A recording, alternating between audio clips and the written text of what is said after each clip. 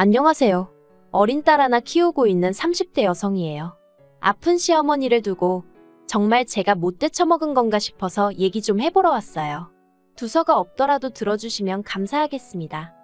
남편하고는 대학생 때부터 10년 가까이 사귀다 결혼했어요. 남편은 저보다 2살이 많았고 전역하자마자 복학했는데 그때 저한테 첫눈에 반했다고 했습니다.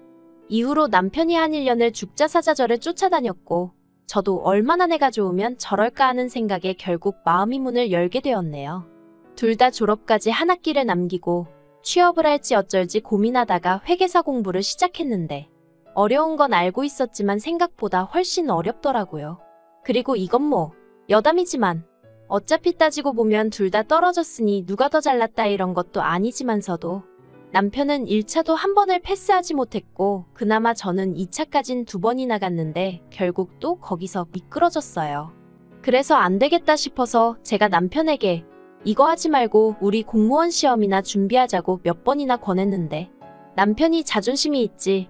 어떻게 회계사 공부하다가 9급 공무원 공부를 하냐며 할 거면 전화 혼자 하라는 거예요. 좀 어이가 없었지만 제가 뭐 남편 인생 대신 살아줄 것도 아니고 자기가 그렇다는데 거기다 대고 무슨 말을 할 수 있었겠어요. 그래서 알아서 하라 하고 저는 저대로 공무원 시험을 준비했습니다. 그리고 남편에겐 말하지 않았었는데 9급하고 7급을 동시에 준비했어요. 주변에서 몇몇은 미친 짓이라 했고 몇몇은 한 번 해봐라 했는데 그땐 그래도 지금보단 어렵기에 패기로 도전해봤던 거죠. 아무튼 그리고 1년 만에 7급 공무원 시험에 합격했네요. 하지만 남편은 그런 저를 보고는 그래도 공무원은 회계사한테는 비빌게 못되네 어쩌네 하면서 포기를 못하더라고요. 그렇게 날린 세월이 5년입니다.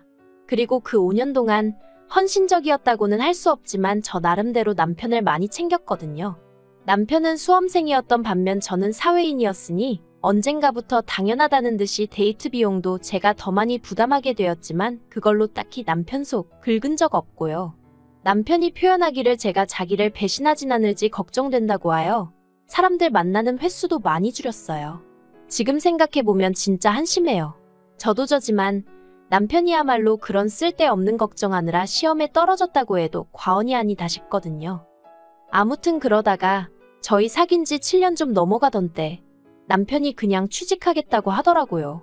그래서 저도 그렇고 남편 부모님도 쌍수 들고 환영하신 걸로 알아요. 그런데 그때 이미 남편 나이도 나이였고 딱히 내세울 만한 게 없었습니다. 회계사 하나만 바라보고 있었으니 남들 다 가지고 있는 영어 성적도 없었고 말 그대로 이력서에 채워 넣을 게 없더라고요. 그러니까 이번엔 또 자기도 저처럼 7급 공무원 시험을 보겠다는데 제가 뭐 같아부터 말은 안 하겠어요. 하지만 시작부터 막말로 글러먹은 태도였고 절박한 사람들을 다 이겨먹을 만큼 좋은 머리도 아니었으니까 당연히 결과는 낙방이었습니다. 그래서 결국 남편이 시작한 게 학원 선생님이었어요. 그나마 초등학생들을 상대로 하는 학원이었고 이것도 아주버님이 당신 친구한테 부탁하여 어렵사리 들어간 거예요. 그리고 이 무렵 남편 쪽에서 결혼을 서두르기 시작했습니다. 저희가 만난 세월이 몇 년이냐 하시며 시부모님께서는 이제 당신 아들도 안정적인 일자리가 생겼으니 빨리 결혼해서 애 낳고 해야 하지 않겠냐? 그런데 제가 말을 안 한 게 제가 친정어머니가 안 계세요. 제가 고등학교 때 암으로 투병하시다 돌아가셨거든요. 그리고 이후로 친정아버지가 혼자서 저를 키워주셨는데 그래서 친정아버지도 제가 그냥 남편이랑 결혼했으면 하는 눈치셨어요. 시댁에서 제가 어머니가 안 계신 걸로 반대를 안 하는 것만으로도 어디냐 하시며 저희 친정아버지 사고방식이 말 그대로 옛날 사람이거든요. 그래서 어쩌다 보니 남편이 학원 들어가고 1년도 되지 않아 저희는 부부의 연을 맺게 되었습니다. 결혼하고 나서는 일부러 시댁에 더 자주 찾아뵙고 더 잘하려고 했어요. 이것도 다 저희 친정아버지가 그렇게 하라고 하셨거든요. 그래야 예쁨 받는다고 싹싹하게 잘해라. 엄마 없어서 이런다 저런다 소리 안 나오게 눈치껏 잘해라. 친정아버지는 나름대로 제가 시댁에 밉보일까봐 걱정이 많으셨으니 그런 잔소리를 하셨던 거예요. 그리고 저도 그런 친정아버지의 마음을 이해했기에 아버지 말씀대로 시부모님께 잘하려고 정말 노력했습니다. 원래는 제가 친정아버지는 물론이고 친한 친구들하고도 정말 급한 일이 아니면 문자로 간간히 소식이나 전하는 성격이었는데 남편 말로는 시부모님이 살가운 며느리를 원하셨다 해서 매일같이 아침 저녁으로 연락드렸고요. 신혼 후 처음 맞은 연말에도 시부모님을 저희 집으로 초대해 식사했고, 새해에 시댁에 와서 떡국 좀 끓이라시길래 해본 적 없는 요리였지만 인터넷 뒤져가며 요리책 찾아가며 정성 다해 한상 차려드렸고요. 구차해 보일까봐 하나하나 나열할 순 없지만 저 정말 최선을 다했습니다. 그런데 아주버님이 재혼을 하셨거든요. 원래 형님하고는 제가 남편과 결혼하기 전에 이미 이혼한 상황이었기에 원래 형님이 어떤 분이셨는지 어쩌다 이혼을 하게 되신 건지 그런 건 모르지만 아무튼 재혼을 하셨어요. 아주버님한테 3살 난 아들도 있었는데 상대는 초혼이란 말을 듣곤 정말 사랑하나 보다고 대단하다 생각했죠. 그리고 더 놀라운 사실은 아주버님과 재혼한 상대가 모 중견기업의 딸이라는 거예요. 그런데 뭐 그쪽 집안이 가정사가 복잡해서 언론에선 딸이 없다고 한다며? 어쨌든 나중에 기업을 물려받을지도 모르네요 어쩌네. 솔직히 저는 들으면서도 그렇구나 하고 말았는데 저 빼고 다른 시댁 식구들이 어찌나 새형님을 대단하다 치켜세우던지. 심지어 저희 남편까지도 말이죠. 아무튼 그래도 뭐 그러려니 했습니다. 형님이 대단한 집 출신인 거는 말 그대로 형님 팔자고 저는 제 팔자가 따로 있는 거고 그렇게 생각했지. 그걸 비교하면서 제 스스로 주눅이 든다던가 그런 건 없었죠. 그런데 어머님은 형님과 저를 어찌나 대놓고 차별을 하시던지. 저랑 남편이랑 결혼하던 당시 시댁에서 5천만 원을 지원해 주셨고 저는 제가 모아둔 돈이 있었기에 따로 친정아버지께 손을 벌리진 않았어요. 솔직히 말해서 남편이야 벌어놓은 게 전혀 없었으니 시댁에서 도와주시는 게 당연하게 느껴졌던 것도 사실이에요. 결혼 자체도 시댁에서 서두르길 바랬으니 시댁에서 돈을 해주셨다고 해서 그게 눈물나게 감사하고 그런 건 없었죠. 하지만 아주버님이 재혼하던 당시 형님 쪽에서 집을 해왔거든요. 그러니까 그때부터 어머님이 저하고 형님을 비교하고 차별하기 시작하셨죠.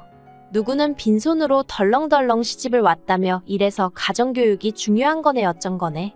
근본이 어떻고 저떻고 하시는데 제가 무슨 얼마나 대단한 집안에 시집을 온 것도 아닌데 이런 소리까지 들어야 하나 싶대요. 그래서 한 번은 저도 약도 오르고 그래서 일부러 어머님 들으시라고 그랬어요. 여자 직업으로 7급 공무원이면 어디서 빠지는 것도 아닌데 주변에서들 저더러 왜 그렇게 빨리 시집 갔냐 아깝다 그런다고요. 그랬더니 어머님이 뭘 하셨던 줄 아세요? 그거야 하자없는 사람들 이야기고 그러시는 겁니다. 그러니까 그동안 저희 어머님은 친정어머니가 안 계신 게 제 하자라고 생각하셨던 모양이 돼요. 그리고 그때 진짜 정이 떨어진다는 게 이런 거구나 싶었습니다. 그래도 제 딴에는 아무리 못난 남편이어도 남편 낳아주시고 키워주신 분이니까 잘해드리려고 했는데 그냥 더는 아무것도 하기 싫어졌어요. 그래서 이후로는 제가 먼저 거리를 두기 시작했는데 더 속상했던 건 뭔 줄 아세요? 제가 거리를 두던 말던 어머님은 관심도 없으셨다는 거예요. 차라리 남편을 통해서라도 괘씸하다 서운하다 하셨으면 모르겠는데 말 그대로 저한테 쥐똥만큼도 관심이 없으시더라니까요. 그러다 결혼한 지 3년째 되던 해 제가 딸아이를 낳았는데 그때도 병원에 오셔서는 제 얼굴을 쳐다보지도 않으셨어요. 오히려 세상에 나온 지 얼마 되지도 않는 그 조그마한 아이한테 머리가 크다느니 콧대가 주저앉았다느니 서운한 말씀만 잔뜩 해대셨죠. 그리고 이후로도 저희 딸을 예뻐하신 적이 없어요. 안아주신 적도 거의 없어서 지금도 저희 딸은 어머님을 보고도 멀뚱멀뚱 낯을 가려요. 친정어머니가 안 계시다 보니 외할머니 정을 느낄 수가 없잖아요. 그래서 친할머니 정이라도 알게 해주고 싶었는데 어머님이 먼저 선 딱 긋고 벽치고 계시니 야속하지만 어쩔 수가 없었습니다. 솔직히 저를 안 이뻐하시고 새형님에 비해 저를 깔보시는 거 얼마든지 그러려니 할 수 있었어요. 그런데 저희 딸한테까지 그러시는 게 하루하루가 지날수록 더욱더 원망스럽고 야속하고 그래서 어머님이 어떻게 생각하시건 간에 저는 제 안에서 마음을 접었어요. 어머님에게 일말의 기대도 남기지 않았고 어떤 미련도 갖지 않기로 했죠. 남편에게도 대놓고 말했습니다. 당신도 보다시피 어머님한테는 형님이나 며느리진 않은 남보다도 못하다. 당신 손녀도 나 몰라라 하시지 않냐? 그러니 더는 나한테 며느리 돌이니 뭐니 기대하지 마라. 그런데 웃긴 건 남편이 기껏 한다는 소리가 저더러 며느리 돌이를 했으면 얼마나 했다고 그렇게 말을 하렵니다. 형수야 툭하면 어머님 모시고 나가서 좋은 거 먹여드리고 비싼 거 입혀드리고 그러지만 저는 거기에 비하면 뭘 얼마나 했다고 그렇게 삐졌냐고요. 다른 사람이 뭐라고 한 것보다 남편이 그런 식으로 이야기를 하니까 정말 속상하대요. 하지만 속상하다 말한다고 알아줄 것 같지도 않아서 저도 남편더러 맞다고 그랬습니다. 형님만큼 해드릴 능력이 안 돼서 해드린 거 없고 앞으로도 못 해드리니 그런 줄 알라고 했죠. 그런데 저희 애가 돌되던 집안이 발칵 뒤집어지는 일이 있었습니다. 형님이 애를 가졌는데 그게 화근이었어요. 알고 보니 아주버님은 이미 정관수술을 받은 상황이었는데 형님한테는 그 이야기를 안 하고 결혼을 했던 거죠. 그런데 형님은 임신을 했고 그러니까 아주버님은 형님의 바람을 의심했고 형님은 수술이 잘못된 걸 수도 있다면서도 어떻게 정관수술까지 해놓고 초혼인 나를 속였냐며 사기 결혼이네 어쩌네. 그냥 한마디로 엉망진창이 따로 없었습니다. 그리고 형님 입장에선 아주버님이 계속 찝찝하다 어쩌다 하니까 자기는 결백하다며 오히려 아주버님을 사기 결혼으로 고소한다 하고 그런데 결국 임신한 지 7개월째 되던 때 형님이 유산을 했어요. 그러니까 이제 뭐 누가 잘못한 건지 잘잘못을 가리기가 아주 어려워졌었죠. 그러면서 결국 형님이 먼저 이혼하자고 나온 모양입니다. 아주버님 애를 자기 자식처럼 키울 생각이었지만 그래도 자기 배아파 낳은 자식도 꼭 하나 가지고 싶었고 그 이야기를 결혼 전에 아주버님한테 몇 번이나 했었다면서 그런데도 정관수술 이야기는 입도 뻥끗 안 했다고. 아주 음흉하고 더러운 인간이라면서. 그리고 원래 결혼기간이 짧으면 위자료를 거의 못 받는다고 들었는데 비싼 변호사를 썼는지 결국 아주버님이 위자료도 2천만 원인가 내줬습니다. 그리고 어머님한테 그간 선물한 보석이며 밍크며 명품백들까지 한 개도 안 남겨놓고 싹 다 뺏어갔죠.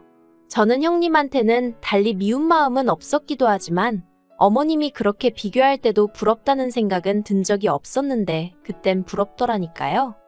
그런데 더 어이가 없었던 건 안 좋은 일은 연달아 온다더니 시댁이 딱 그랬습니다. 아주버님과 형님이 이혼하고 1년 좀 지났을 때였어요. 어머님이 위안 판정을 받으셨습니다.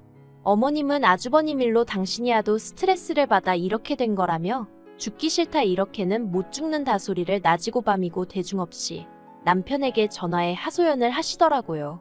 물론 저한테는 안 하셨습니다. 어차피 제가 어머님 전화를 받지도 않았고 어쩌다 받은들 로보트 마냥 네 아니오만 해댔거든요. 그런데 어머님이 안 판정받고 3달쯤 넘어선가?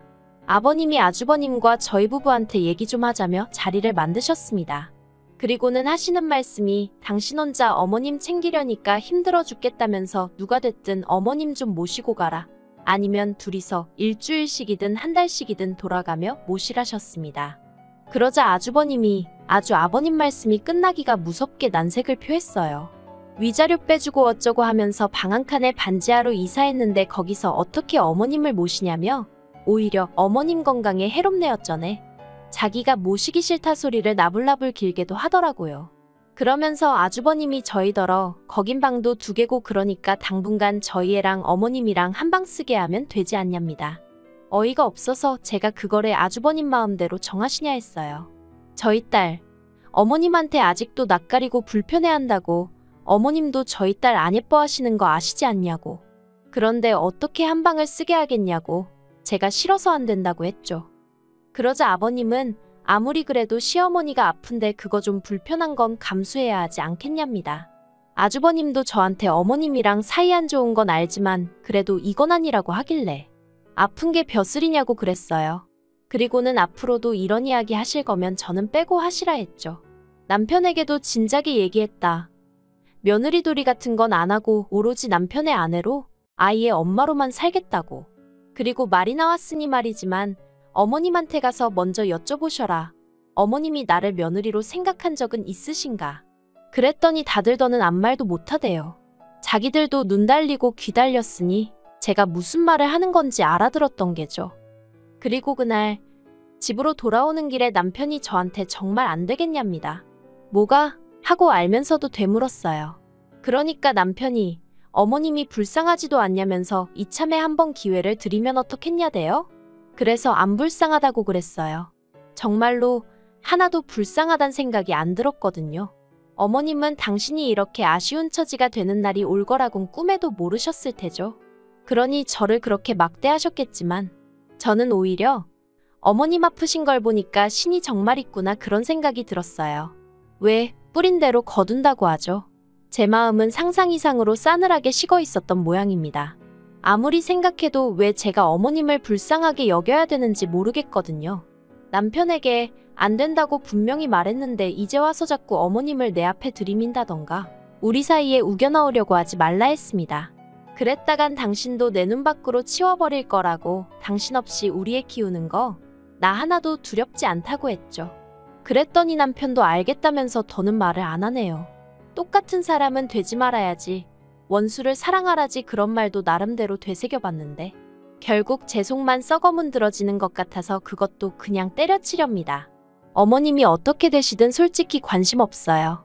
돌아가시길 바라는 건 아니지만 낫게 되면 낫게 되는 거고 아니면 아닌 거지. 정말 딱 그 정도네요.